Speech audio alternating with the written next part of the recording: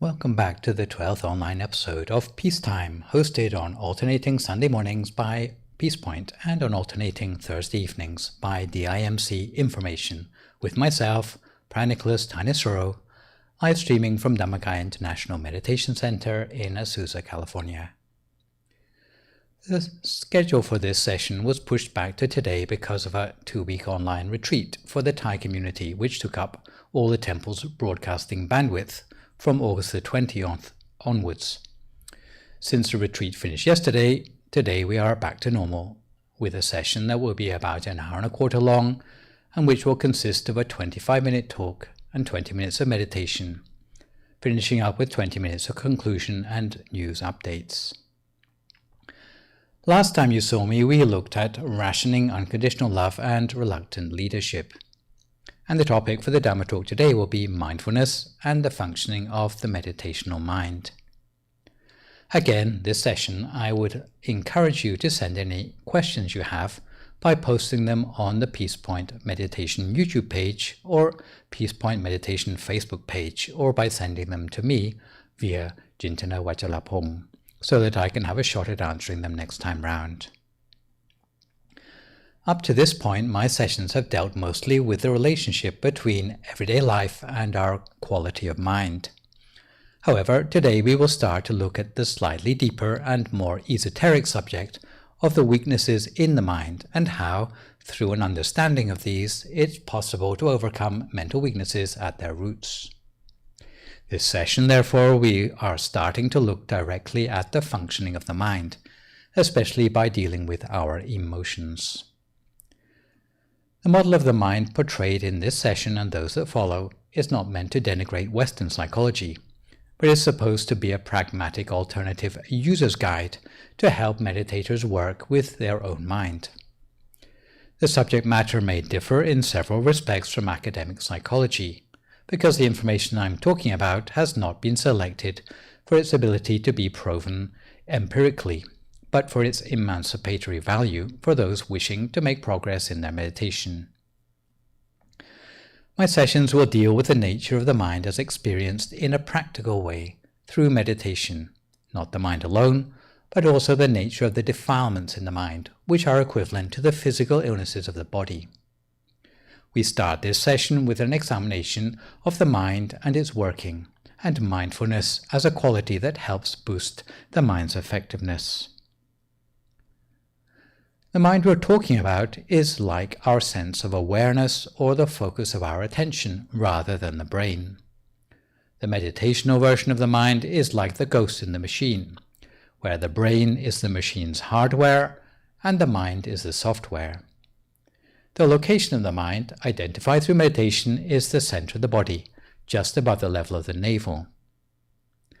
The mind is not a physical organ which can be studied through anatomy, but an ethereal one, more like a form of energy, which can be observed by the owner only when they have refined their powers of observation sufficiently.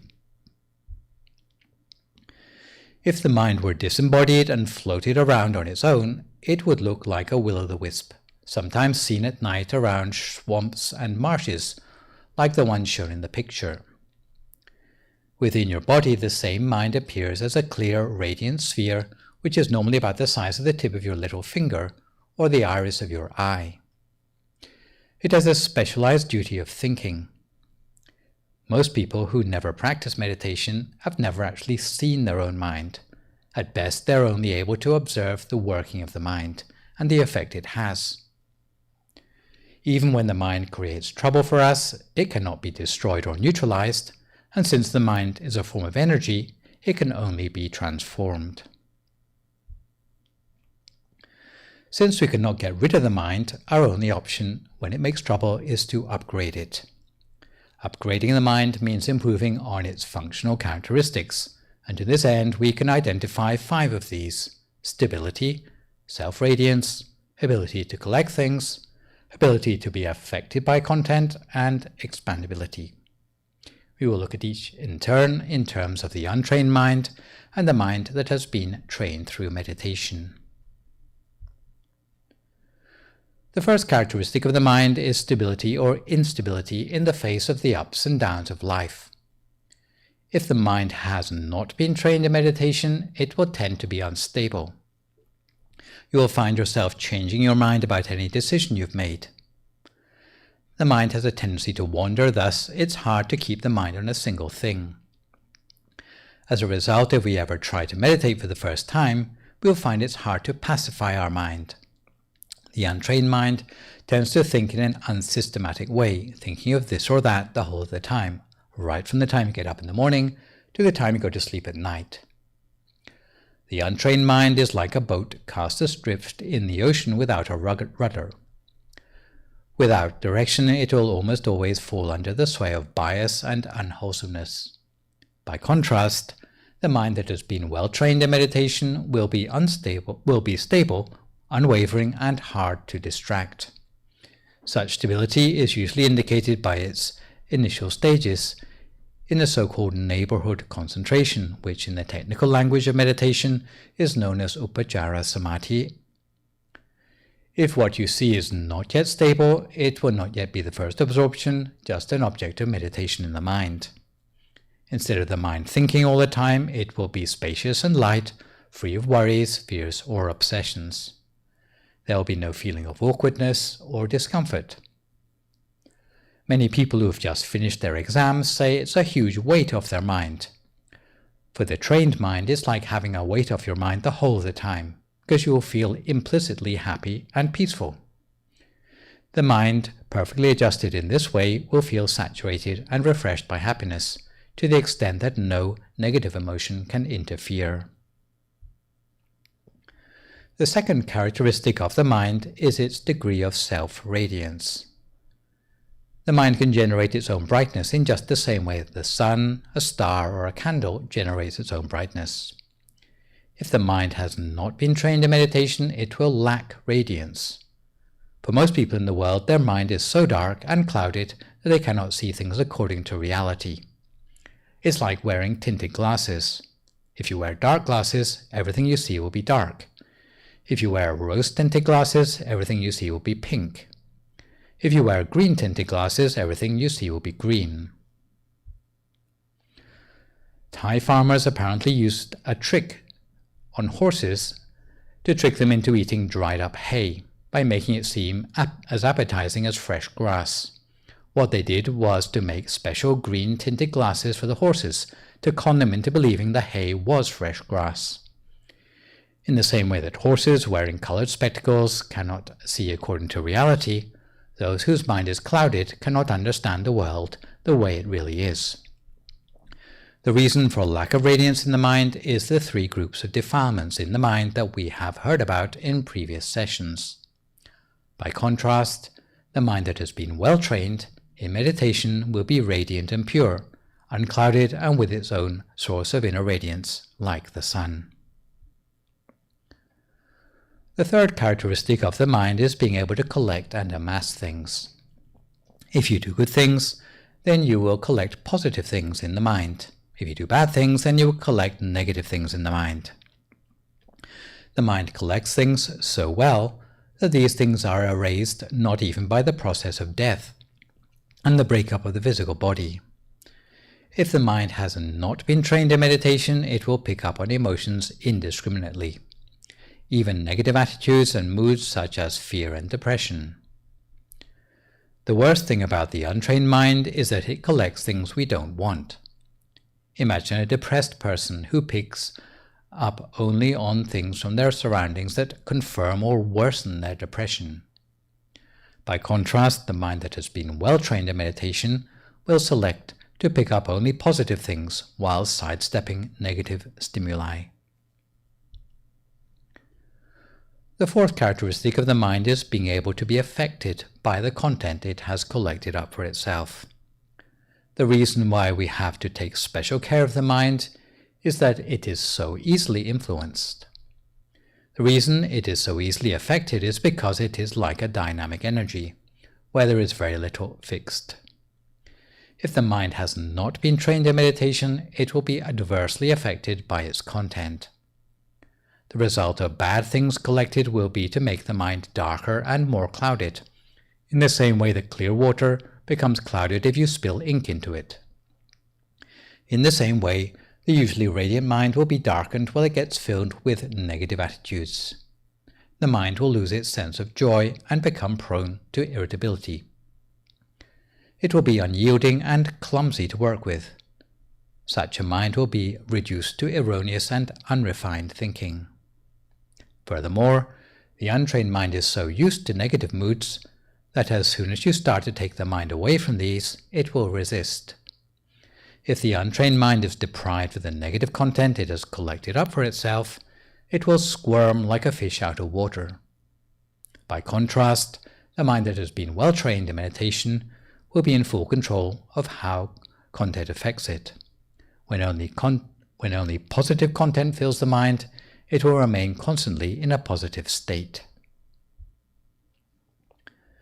The fifth and final characteristic of the mind is being able to expand and contract. This is something we already have experience of from practicing meditation on loving kindness. If the mind has not been trained in meditation, it will lack expandability or will expand its defilements. If the untrained mind can be expanded, its defilements are expanded at the same time. Thus, wherever a person with an untrained mind goes, they think they are the master of all that they see. They become obsessed with world domination. This is the enlargement of the impure mind. If such a person manages to reduce the size of their mind, again it will be an impure way. They will end up being like a miser whose mind is so selfish they cannot ever share anything with anyone else. For such a person, even to ask for a free meal is a waste of time. They will not even share a glass of water with you. They will not even let you stand in the shade of their house out of fear that you'll steal something from inside.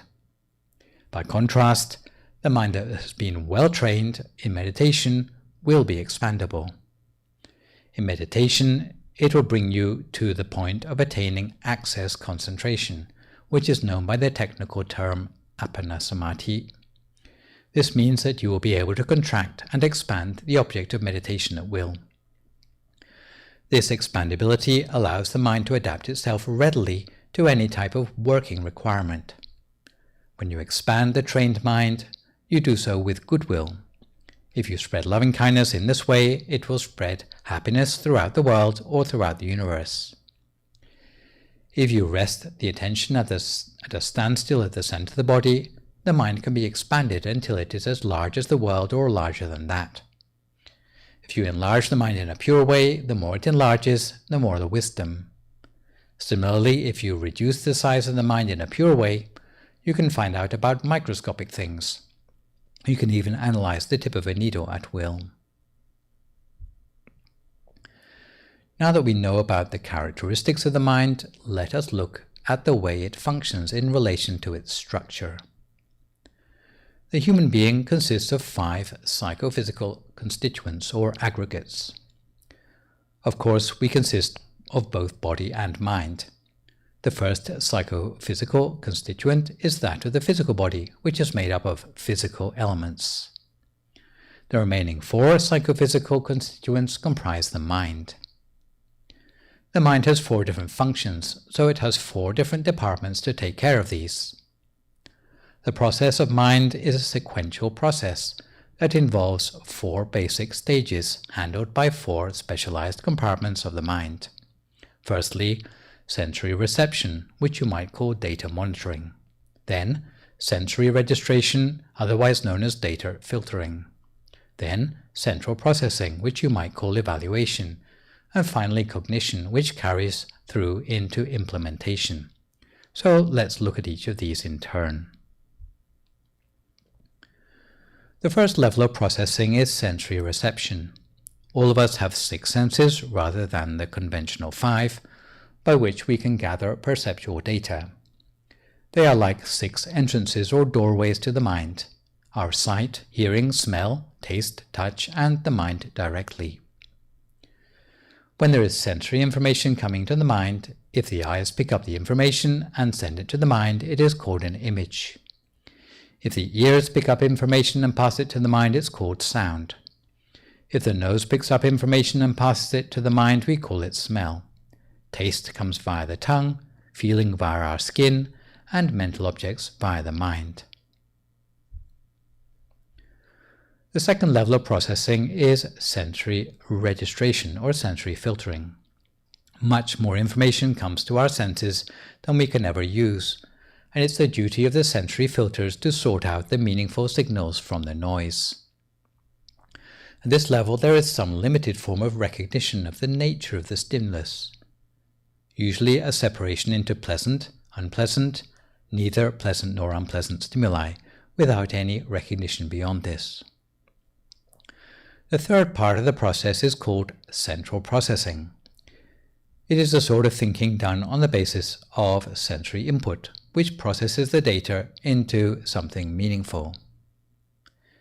It considers the registered sensory data to give it value, that is, to consider whether it's good or bad, appropriate or inappropriate. The fourth level of processing is cognition. Once the data has been subject to consideration, the mind is able to decide what it should make of the information. This is the point at which the data will give rise to knowledge. Even though our thoughts are invisible to others around us, nonetheless they are accompanied by a lot of mental activity. Thoughts will be accompanied by the corresponding images, as if the mind were a TV screen. If you think of killing someone, then pictures of you killing that person will arise in the mind. If you think of helping someone, then images of you helping that person will arise in the mind. If you think of building a house, then the pictures of the completed house must arise in the mind first. Of course, the processes I have described do not always work perfectly, because of the influence of defilements in the mind. Let's start by looking at the faults in the process of the mind attributable to our senses.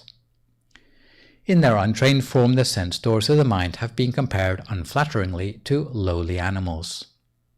The eyes have been compared to a snake because they have a tendency always to look at secret things. The ears have been compared to a crocodile because just as a crocodile loves cool water, the ears are always tempted to hear flattery or flowery speech from others. The nose has been compared to a caged bird because it jumps about, never resting from its obsession to find the source of any pleasant aroma it detects. The tongue has been compared to a mad dog frothing at the mouth, because if it ever has a free moment, it fills its time by gossiping about the neighbors. In this connection, even Matthew 15 from the Bible warns that what comes out of the mouth is more important than what goes in. Meanwhile, the body has been compared to a lazy fox, which is always looking for a comfortable place to rest or take the weight off its feet. The mind has been compared to a monkey, which never stays still, but must find something to think about the whole of the time. Even if you try to train your mind to think of a crystal ball or a shining sun the whole of the time, it will just build castles in the air and daydream about everything under the sun. The sense doors of the mind are not praised because, for the most part, they are just like slaves to the defilements in our mind. Meditators are encouraged to restrain the senses by non-attachment to the source of the sensations, in whole or in part. When we receive images via our eyes, sounds via our ears, smells via our noses, tastes via our taste buds, sensations via our skin or inner experience via our mind, we must not become attached to the source of those sensations in a positive or a negative way. If we see a fashion model, we must not react with the thought, how beautiful they are. If you see someone who is ugly, you must not react with the thought, how repulsive that person is. If you are caught unawares thinking such a thought, the thought will stir up defilements latent in the mind. Similarly, instead of faults with the processes of sensory registration or filtering, the problems may occur at the level of the mind's processing or cognition. The main problem which can occur with cognition in the untrained mind is the problem of faulty discretion. If discretion is faulty, then even given the correct information, conclusions attained by the mind on the basis of the data will be erroneous. The untrained mind sees positive things as negative and negative things as positive. Faulty discretion is the result of the mind which is unyielding, dull, and unable to think constructively about any subject. Such a mind is blind to reality. If you were to compare such a mind to a lens, you could compare it to a lens that is opaque or clouded. Whatever you look at through the lens of this type will appear distorted, dark, and formless. By contrast, a well-trained mind will be like a clear lens. Everything viewed through the lens will be crystal clear. You'll be able to see yourself as you really are. The real problem with malfunction of the mind is that even though we recognize it, we are unable to let go of it. It is a problem that has been compared to a child holding a burning stick, who is in so much pain that they cannot bring themselves to let go of it. So, what possibilities are left to the mind to overcome all the inbuilt faults at the various levels of processing? The key is a virtue called mindfulness, a subject we will come back to later in this session after our meditation. Finally, before coming to time for meditation, I should mention the relationship between body and mind. In our normal waking life, we are used to the physical body taking precedence over everything else in our lives. However, there are times in our life when our mind takes on a much more prominent role. The body can be compared to a fish, which is usually a graceful and powerful creature when compared to an ant. A fish will get to eat ants when the water in the river rises, but the roles can be reversed if the water dries up. The ants will soon feed on the fish stranded on the mud when the water dries up. In the same way, the mind seems insignificant when the body is healthy. Only when the body is asleep or dying or meditating does the mind start to express itself in its own right, and it is at these critical times when you will thank yourself for having trained yourself in meditation for many years in advance. Speaking of which, we come to time now for some meditation ourselves. So if you would like to find a comfortable sitting position for yourself now as you listen to my instructions for meditation. If you'd like to start by finding a comfortable position for yourself in meditation, with your right leg on your left leg, your right hand on your left hand,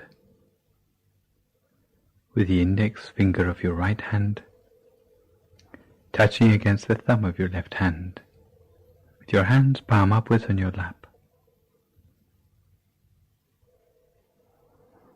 And adjust the position of your body so that your breathing and your circulation are completely natural.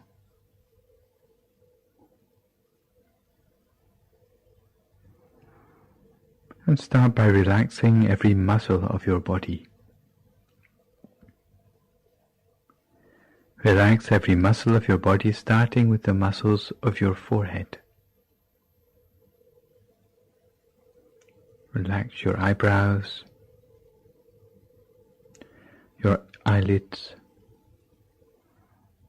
Close your eyes only very gently, in much the same way you would close your eyes to go to sleep.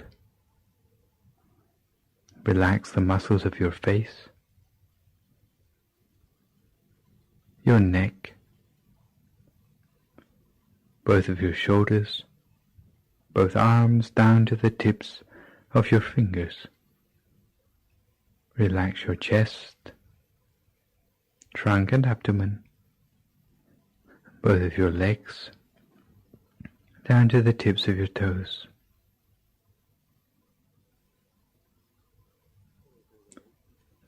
So that all the way from the top of your head to the tips of your toes, there's no remaining part of your body with any stress or tension anymore. If you notice any remaining tension, then relax it completely. And you find that the body which is properly relaxed will have a feeling as if it seems to melt away into the atmosphere around you, so that you can turn your attention to relaxing the mind.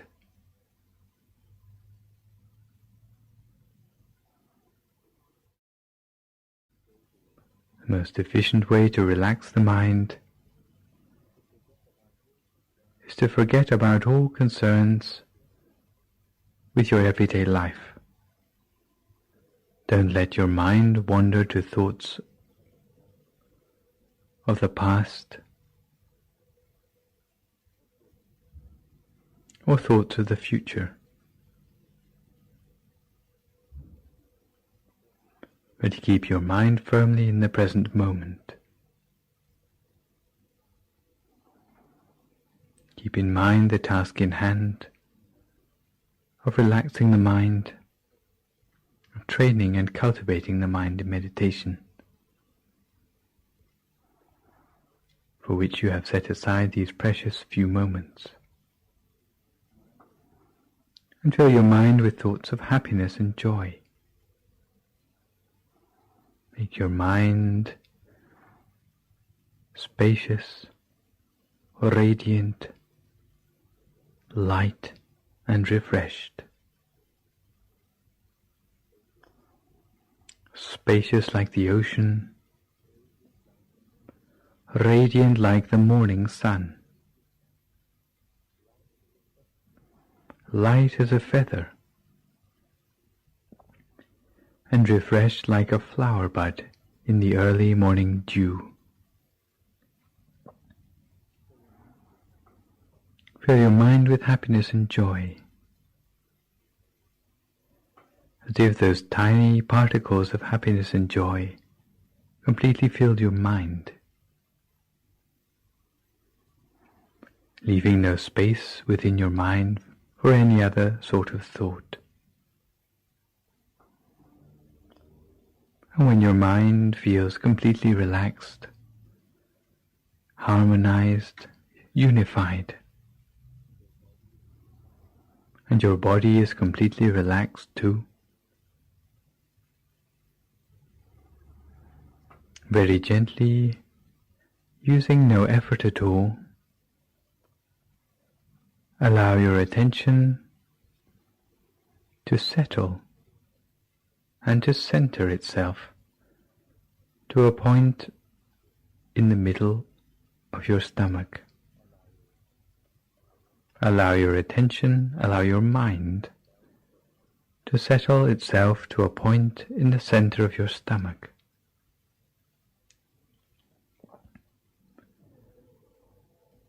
And maintain your mind there, at this point in the center of your stomach, as continuously as you can, for as long as you can, without letting your mind wander anywhere else. The way we keep the mind in the center of the body depends on our own personal character. Some people like to keep the mind in the center of the body by visualizing a bright object there. Other people prefer to keep the mind in the center of the body simply by observing whatever inner experience there is to be seen at the center of the body.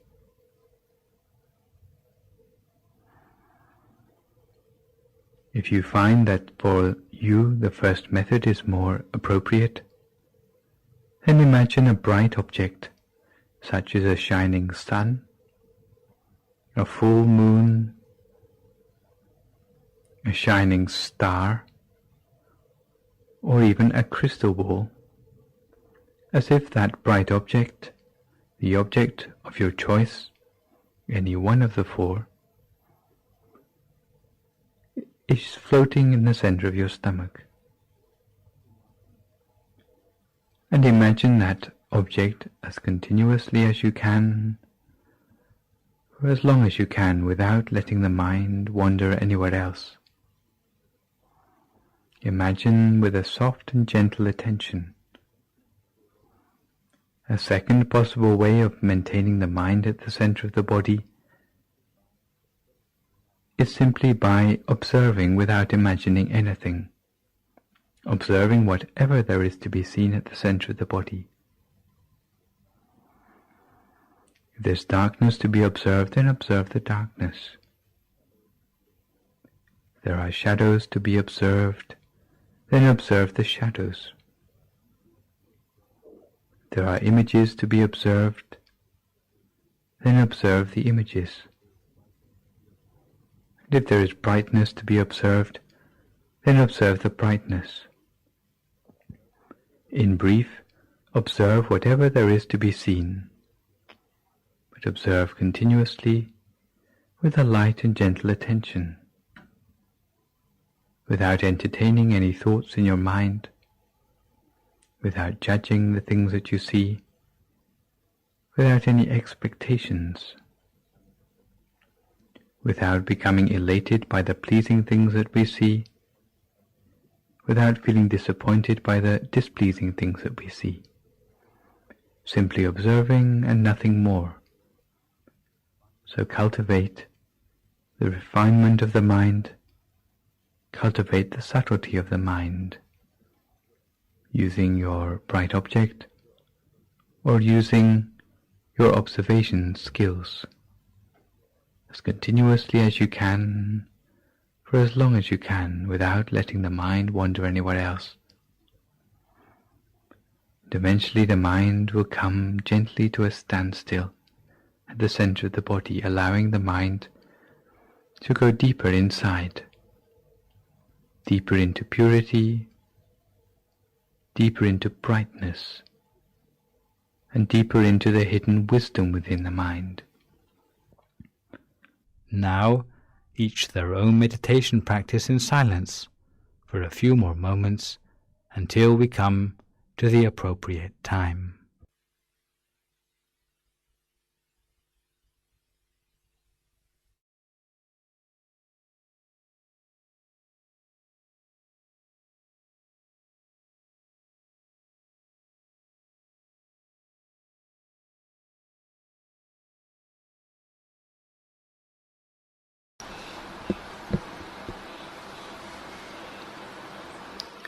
Mind is always at the center of our body, remaining at a standstill at the center of whatever inner experience we have attained for ourselves.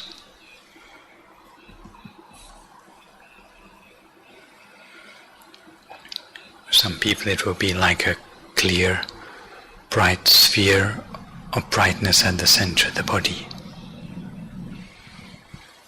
For other people it may be like a bright, clear Buddha image at the center of the body. For others still it may be like a feeling of warmth or well-being at the center of the body. Whatever sort of inner experience we have attained for ourselves, we place our attention very gently at the center of that experience, the very center of the inner experience within ourselves, touching gently the same lightness of a feather floating down to touch upon the surface of some water, so lightly that the feather doesn't even break the surface of the water. In the same way we touch our attention at the center of our inner experience within ourselves. We touch our mind at the center with just the right amount of attention. What we will find is that the inner sphere of the mind will gradually expand outwards in size, expanding gradually outwards until it is the same size as the whole of our body, as if we were sitting inside a sphere of our own well-being or a sphere of our own light. We make the wish that may we ourselves be well and happy, may we be free from all suffering.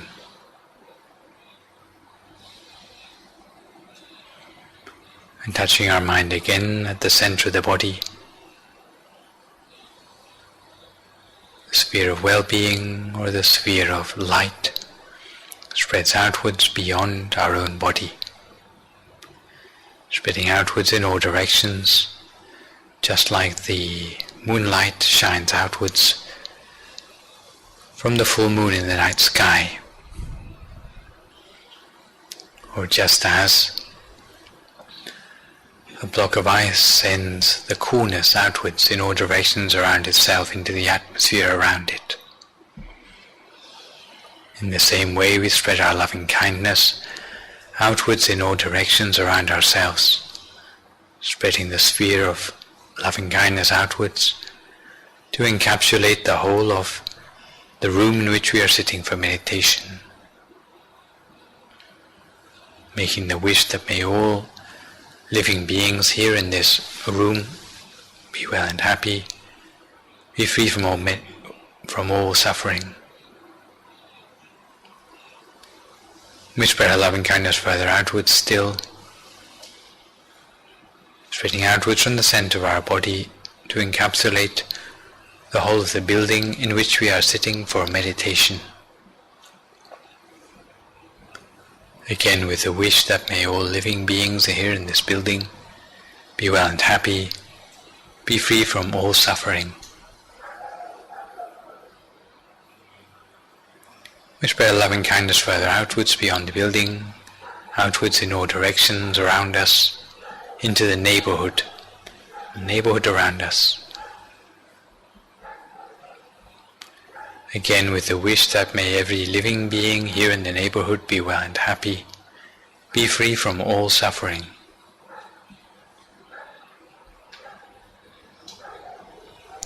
We spread loving kindness further outwards to the whole of this city.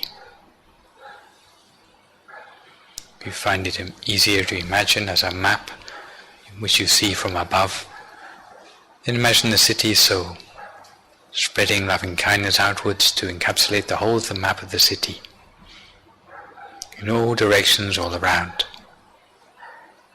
so that there is no part of the city not touched by the coolness and radiance of your loving kindness. Again, making the wish that may every living being here in this city be well and happy, be free from all suffering.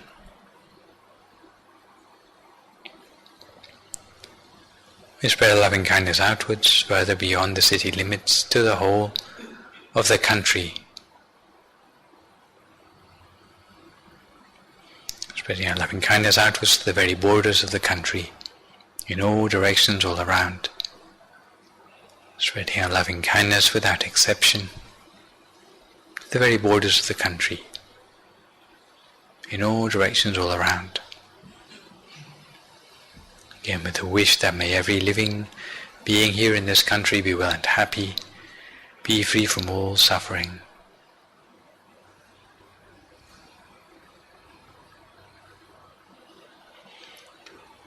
And we spread our loving kindness outwards to all the neighboring countries too, all the neighboring countries all around.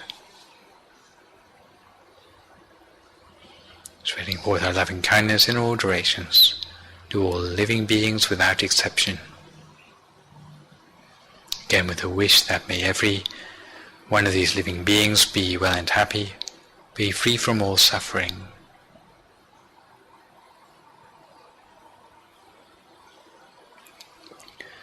We spread loving kindness outwards again to the whole of the continent.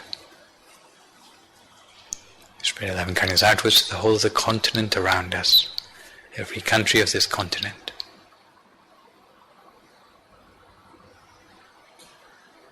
So that our loving kindness spreads its coolness and radiance to every country on this continent. Again, with a wish that may every living being on this continent be well and happy, be free from all suffering.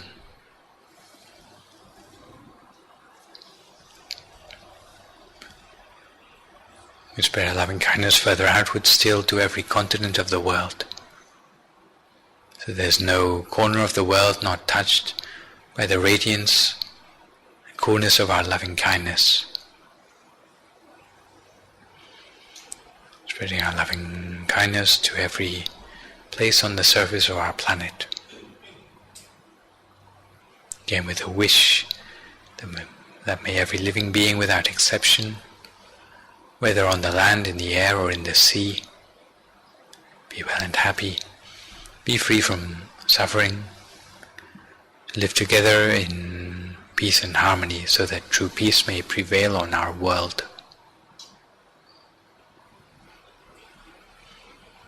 We spread our loving kindness outwards in all directions all around, outwards into the universe, to the front and to the back, to the right and the left, above and below.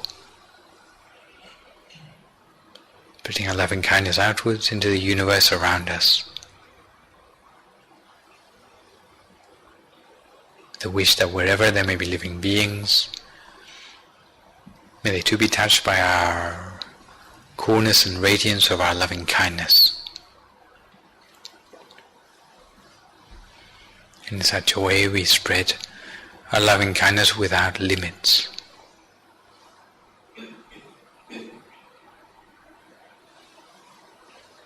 Without limits and without exceptions, outwards into the universe, the galaxies and the cosmos around us.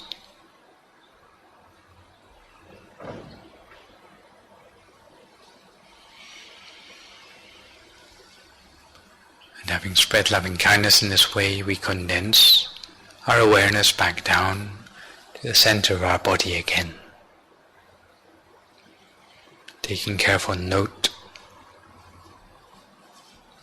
of the brightness, the clarity, and the feeling of peace and joy at the center of our body. In particular, taking mental note of the feeling of well-being at the center of our body.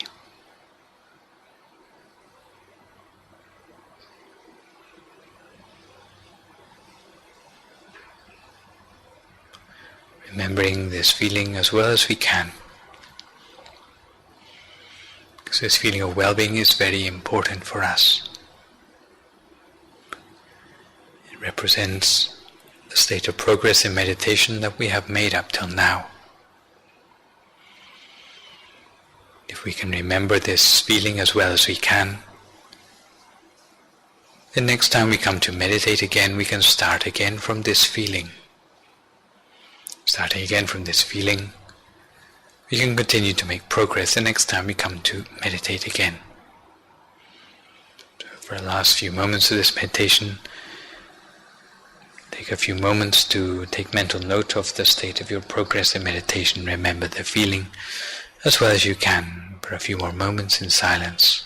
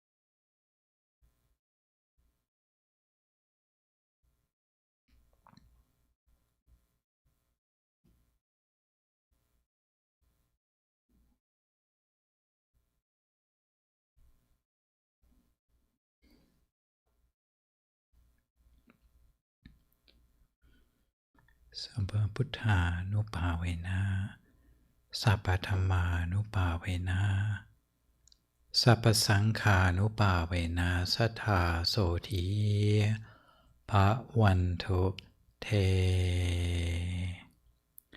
So if you'd like to come to the end of your meditation for today, you can gradually open your eyes again.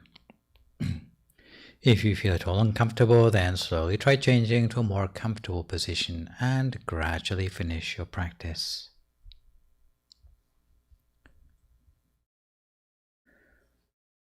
Mindfulness is something I'm sure you've already heard a lot about. It may be even one of the reasons that you got interested to start learning meditation in the first place, because it's like a buzzword for the benefits of meditation. Mindfulness also complements meditation. Where meditation is something you do when you're sitting with your eyes closed on your meditation mat, mindfulness is a way of training the mind that takes place outside of the meditation practice while you are doing other things. Mindfulness helps to bring the meditation you have attained during your sitting practice out into other aspects of your life. You will have heard trendy words like the mindfulness revolution, and today we will talk about some of the meanings of mindfulness as it was traditionally understood, because mindfulness of the trendy buzzwords has tended to overlook some of the most important features it was originally intended to convey. One of the downsides of what sociologists call the process of Western cultural appropriation.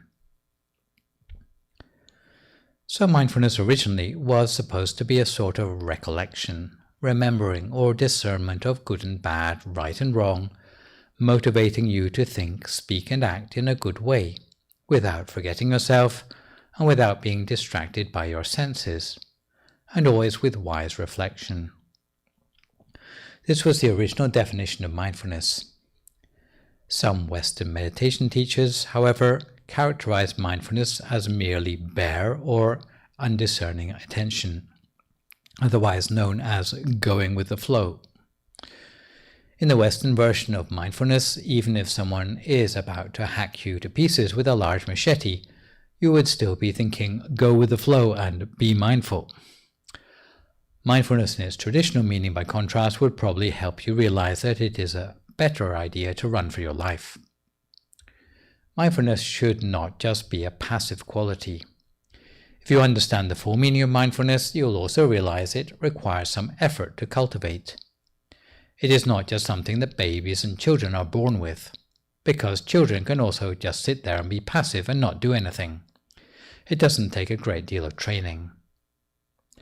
By contrast, although the traditional meaning of mindfulness may mean observing without judging things, it also means understanding their true value on a deeper level. Within Buddhism, mindfulness is something quite central to many teachings. What's known in Buddhism as non-recklessness is based very firmly on this idea of being mindful. Recklessness to you might mean something like running across a highway without looking right and left first.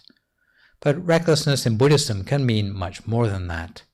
It can mean anything that jeopardizes your spiritual cultivation, and mindfulness would help prevent such jeopardy. Nonetheless, mindfulness is something that is currently in vogue with a lot of scientific research. This wasn't always the case. If you look back to the 1990s, you can see the number of papers published on mindfulness was only a handful per year. But these days the number has increased exponentially, and they currently have several peer-reviewed journals devoted entirely to research on mindfulness. So evidence-based research on mindfulness is part of why meditation has become more mainstream. But generally speaking, the research has not been on mindfulness in the traditional sense of the word. The Freiburg Mindfulness Inventory, for example, is limited to the following factors: being open to the experience of the present moment, being aware of your body while doing other activities, bringing the wandering mind back to the experience of the here and now, appreciating yourself, paying attention to what's behind your actions, not judging your mistakes, feeling connected to the here and now, accepting unpleasant experiences, being friendly to yourself when things go wrong, watching your feelings without getting lost in them, pausing rather than reacting to difficult situations, experiencing moments of inner peace in spite of hectic surroundings, avoiding impatience with yourself and others, and being able to smile when you notice how you sometimes make life difficult. By contrast, a traditional conception of mindfulness is a means of uprooting greed, hatred, and delusion from the mind, and it has 4 properties. Firstly, mindfulness prevents the mind from wandering. So, of course, the mind likes to wander, the phenomenon of so-called monkey mind. But if, through meditation, we bring the mind back each time it wanders, little by little, even monkeys can be trained. In Thailand, on Koh Samui, and in Surat Thani, they have training schools for monkeys with a 3-month course where monkeys can be trained to collect coconuts. So even monkeys can be trained. So your monkey mind should be no great challenge. If your mind wanders, you just use your mindfulness to bring it back to your center each time. Secondly, mindfulness prevents moods and feelings from hijacking the quality of your mind. Let's say you feel angry. Well, everyone feels angry from time to time. Even monks feel angry. But with mindfulness, you don't let the anger take over. You have to use mindfulness to remind yourself that you are not your anger. And if you have got a lot on your mind, thoughts for example, mindfulness will prevent those thoughts from proliferating without end. There may be some things that you find upsetting to think about, but it is also your choice to stop thinking about the things that upset you. So, if you're mindful, then you can actually catch unwanted thoughts before they get under your skin. Finally, mindfulness has the property of constantly reminding yourself not to forget yourself. To put this in a way modern listeners might understand more clearly, it is an awareness of the present moment. For example, you may be washing dishes by hand, but your mind may be on something completely different like, what am I going to do when I finish washing the dishes, because this task is boring and meaningless.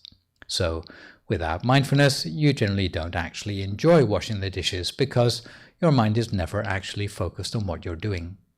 As a result of that, you may drop things, or you may not get the dishes squeaky clean.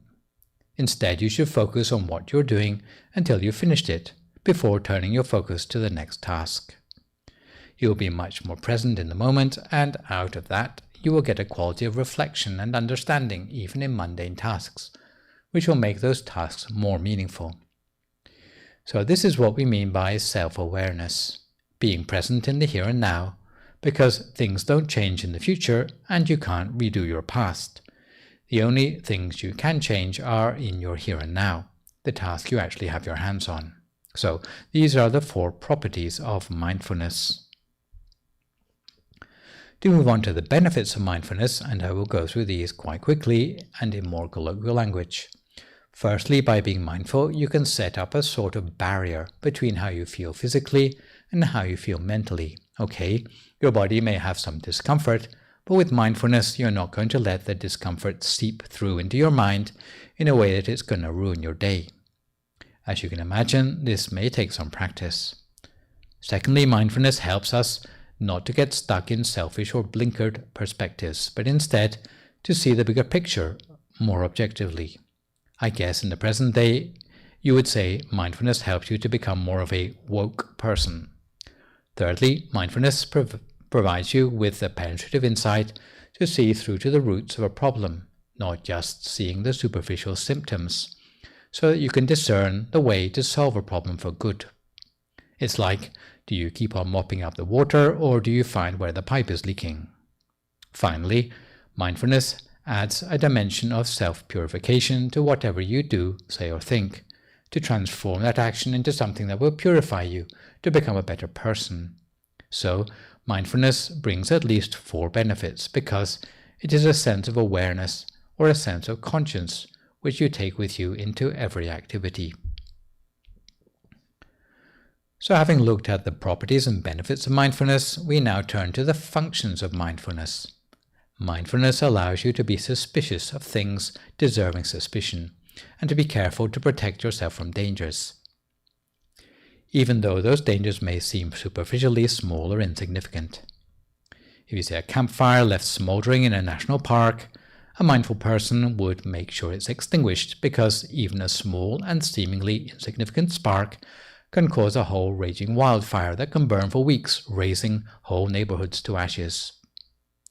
In every task, there is a line beyond which risks start to occur, and if you are mindful, even though it may be quite a mundane task, you will be able to see where that line needs to be drawn.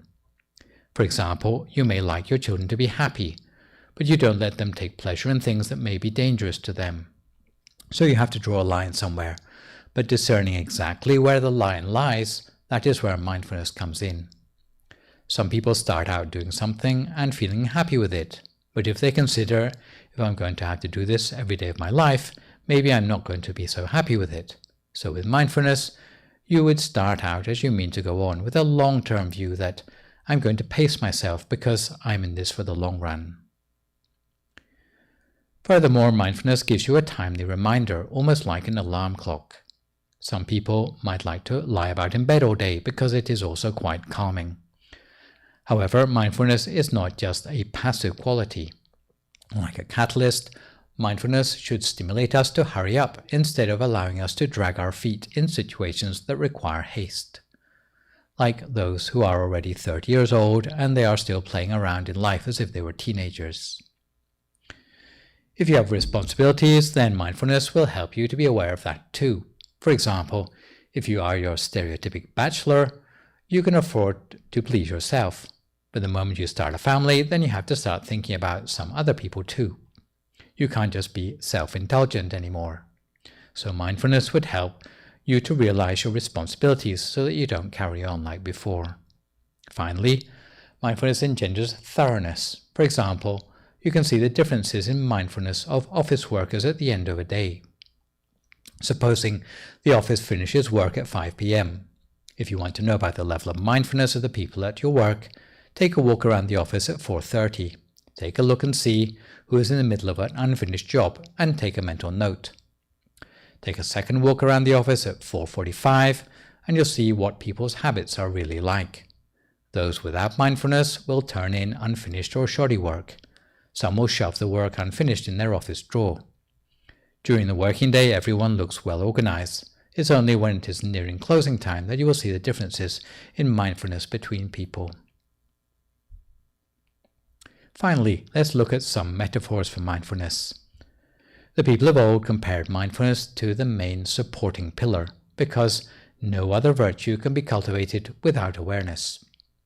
Without mindfulness, every other sort of good thing which you do in your life will collapse. For example, you might want to show compassion for all the living creatures around your home, but if you're not mindful, then you might end up stepping on some of them.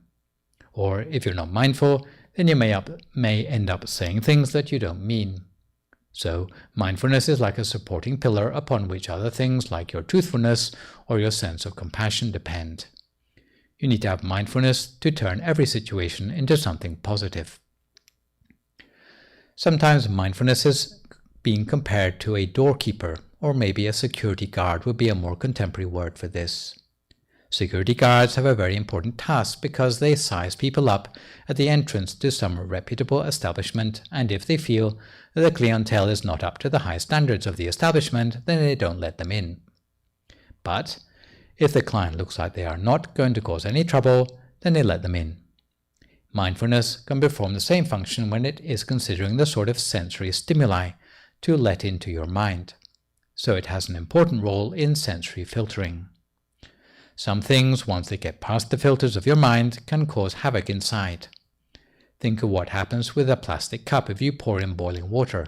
It will get distorted and melted in a way that can never be repaired. In the same way, this is why we protect children from certain experiences, because they cannot unsee those traumatic things, and it may affect them adversely for the rest of their lives. Some things may not be traumatic immediately, but they can set off a chain reaction that leads to much worse things. So mindfulness would filter out an experience before it gets to the point where it's going to hijack the quality of your mind. Sometimes mindfulness has been compared to a treasurer, looking at the incomings and outgoings of the mind in terms of the goodness which you are managing to collect for yourself, but also perhaps managing to keep enough time for yourself to recharge your batteries when you're feeling worn out, but also having time to help people as well. This is why they say that mindfulness is like a treasurer who must be fussy about precious resources. Finally, mindfulness has sometimes been compared to a ship's rudder, which keeps you on target for your long-term destination, even though it may be a long journey ahead of you. So mindfulness can keep you on track and doesn't let you lose sight of your goals in life. Without a rudder, a ship will go in circles. It uses up all its fuel but gets nowhere. Similarly, mindfulness stops us from getting waylaid before we reach our long-term goals. So in conclusion, mindfulness is pretty important. It's not just like go with the flow or chill out, but actually mindfulness includes a lot of what we would call a sense of conscience and integrity. It includes a sense of care and also the wisdom to see deeply into everything we are dealing with, even the mundane things. The result of mindfulness would be to give a sense of quality in life. When we cultivate meditation, we might be quite proud of ourselves when we get a warm, fuzzy feeling inside. But if we have a sense of mindfulness throughout the day as well, in between the meditations, then it will keep that good feeling going into other activities besides the meditation. It will mean that many of the things that were causing you frustration in the first place, that were perhaps the reason you took up meditation, will no longer impact you, because you took care of them by mindfulness before they got extreme enough to disturb your meditation. So mindfulness is something that ideally goes hand in hand with meditation in all aspects of your life. Let me finish up with a couple of news updates, one about the upcoming Katina ceremony at the temple and the other my usual PSA about the availability of meditation teaching in English.